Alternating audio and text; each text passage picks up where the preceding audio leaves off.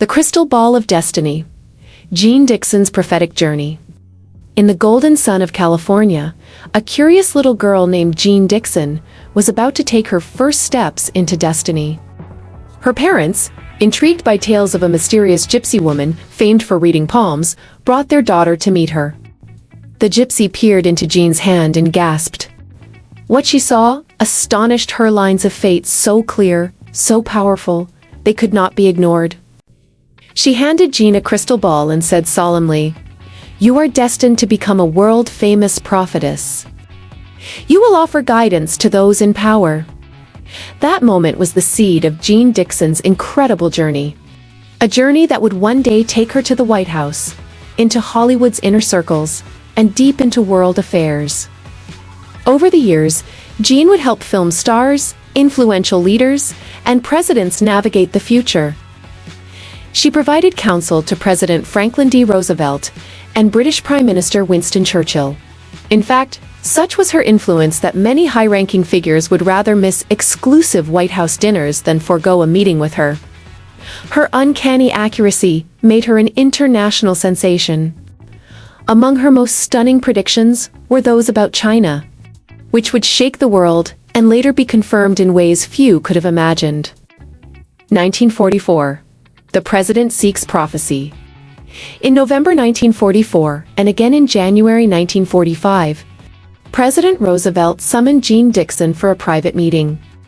World War II still raged, and the president, troubled by his own health and uncertain of the global future, sought answers Jeane Dixon could provide. "Will we remain allies with Russia after the war?" Roosevelt asked solemnly. Jeane looked into her crystal ball, her eyes distant as if watching the unseen. Then she answered, "The alliance will collapse the moment the war ends. Russia and America will be competing for influence over Europe and Asia. Small and medium-sized nations in these regions will fall to communist regimes. Russia will rise as the leader of the communist world and challenge the US in military strength. The US and Russia are heading into a long period of competition and conflict. Eventually, however, America will form an alliance with Russia once more to stand against Red China." Roosevelt was stunned. China? But China isn't a communist state. "We're allies with Chiang Kai-shek. There's no conflict between us." But Jeane remained firm. Gazing into her crystal ball, she continued, "The Chinese Communist Party will seize control of the mainland. The current Chinese government will retreat to a leaf-shaped island, Taiwan. Red China will become America's second greatest geopolitical concern. History would soon prove her right." In 1949, Mao Zedong's Communist Party established the People's Republic of China, and Chiang Kai-shek's forces fled to Taiwan. The rise of Red China. Dixon's alarming visions. Jeane Dixon didn't stop there. She foresaw the chaos of China's Cultural Revolution, the catastrophic Tangshan earthquake, and the eventual death of Mao Zedong. In her 1963 New Year's prediction, she warned, "Between 1964 and 1967, America will face tremendous challenges both domestically and internationally. China is actively developing nuclear weapons and expanding its military power. They will secretly compete with us in the Vietnam War.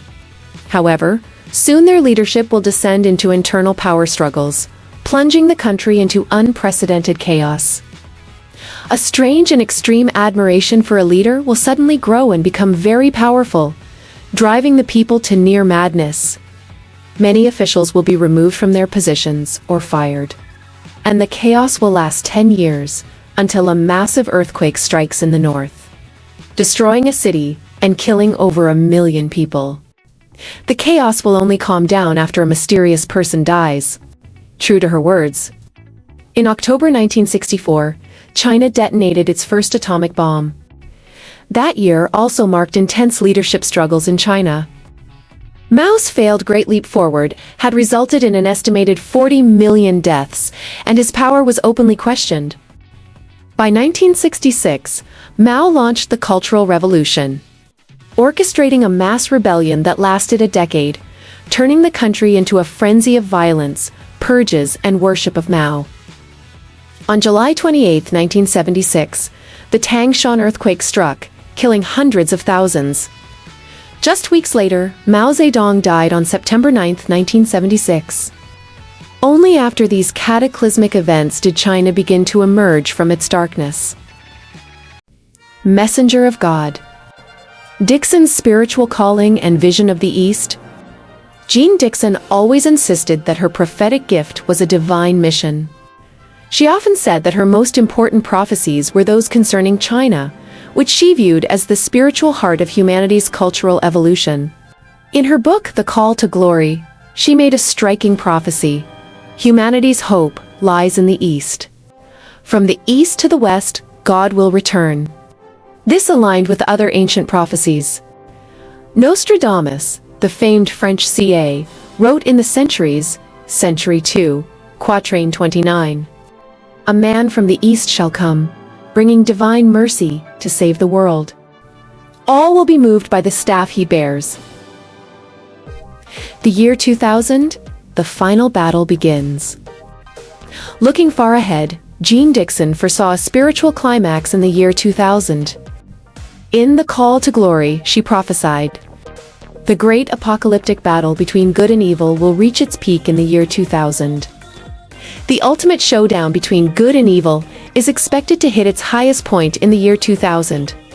She believed this final battle, Armageddon, would be a huge test for humanity's soul, but also a chance for redemption. A divine savior would return, bringing about a transformation of the world through a powerful spiritual awakening. Armageddon is a word that originates from the Bible, is a term often associated with the end of the world or a catastrophic final battle between good and evil. Jeane warned that this war would be fierce and long-lasting. But if individuals made righteous choices, they could reduce the suffering and accelerate the world's healing. Ultimately, humanity would be reborn through faith in the Creator. Jeane Dixon's astonishing predictions. Over the years, Jeane Dixon made a remarkable number of accurate predictions. Among them, for example, the assassination of President John F. Kennedy, the assassination of Mahatma Gandhi, the assassination of Senator Robert F. Kennedy, the launch of the first artificial satellite, the sinking of the U.S. Navy's nuclear-powered submarine, USS Thresher, the 1947 partition of India, and the creation of Pakistan. The assassination attempt on Pope John Paul II by Mehmet Ka. In 1942, she warned Hollywood actress Carole Lombard, wife of Clark Gable, not to fly. Lombard died in a plane crash weeks later. She privately predicted President Franklin D. Roosevelt's death with startling accuracy. She foresaw Winston Churchill's loss in the 1945 election and his return to office in 1951. She accurately predicted Ronald Reagan's re-election as California governor in June 1970. While Jeane Dixon made many famous and striking predictions, she was also wrong about quite a few things, and some of her misses were quite significant. Some notable examples of where her predictions are: The Child Messiah of 1962.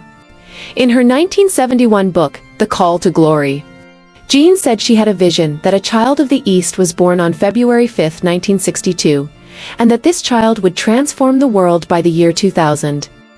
In reality, no global spiritual leader emerged, fitting that description by 2000. And no child born on that date became a world-changing messianic figure yet. Critics point to this as her most notable and humiliating prediction that didn't come true.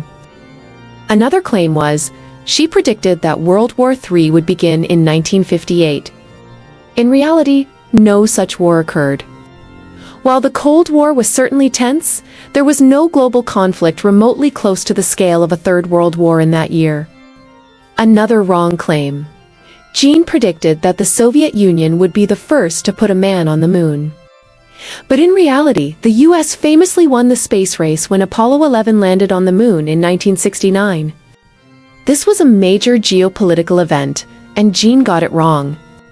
Also, Jeane told close associates she believed she would not live past 1980. But in reality, she died in 1997, 17 years after her own predicted death. Legacy of a prophetess. Jeane Dixon walked a fine line between two worlds, one grounded in politics, the other rooted in spirituality. Whether one believed in her predictions or not, history consistently showed that she was often remarkably accurate. Her warnings about China, her predictions of global turmoil, and her vision of a spiritual rebirth resonated long after she was gone. Her final message to humanity remains a solemn call. From the east, the light shall rise. The battle of good and evil is upon us, but so is redemption. Make your choice. As the 21st century unfolds and the prophecies of old continue to echo through time, one thing is certain: Jeane Dixon's vision of the future was never just about prediction. It was a call to awakening. Subscribe and hit the notification bell so you don't miss what's coming next. Share it, because some stories are meant to be discovered together. And stay curious. I'll see you in the next chapter.